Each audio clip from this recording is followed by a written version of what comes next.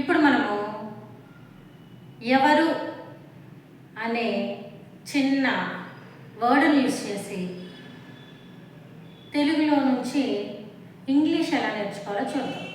తెలుగు నుంచి ఇంగ్లీష్ ఎలా నేర్చుకోవాలో చూద్దాం. ఎవరు, హూ.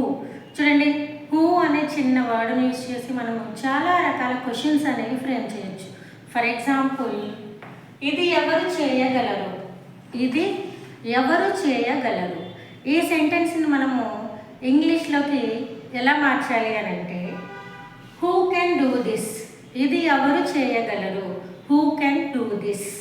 ఓకే, ఇది ఎవరు చేయగలరు, who can do this. Next చూడండి, ఇది ఎవరు చేయాలి, ఇది ఎవరు చేయాలి, who should do this, who should do this. ఇది ఎవరు చేయాలి, హూ షుడ్ డూ దిస్. ఇది ఎవరు చేయాలి, who should do this. Next చూడండి, ఇది ఎవరు చేయవచ్చు, ఇది ఎవరు చేయవచ్చు, who may do this.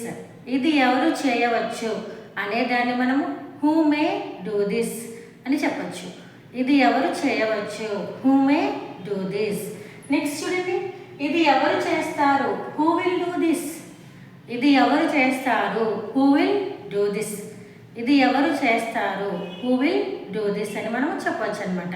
Next చూడండి, ఇది ఎవరు చేయవలసి ఉంది, ఇది ఎవరు చేయవలసి ఉంది అనే దాన్ని మనము who will have to do this. ఇది ఎవరు చేయవలసి ఉంది అనే దాన్ని మనము who will have to do this అని చెప్పవచ్చు. Who will have to do this. ఇది ఎవరు చేయవలసి ఉంది అనే దాన్ని who will have to this అని మనం చెప్పవచ్చు అనమాట. ఇలా మనము డైలీ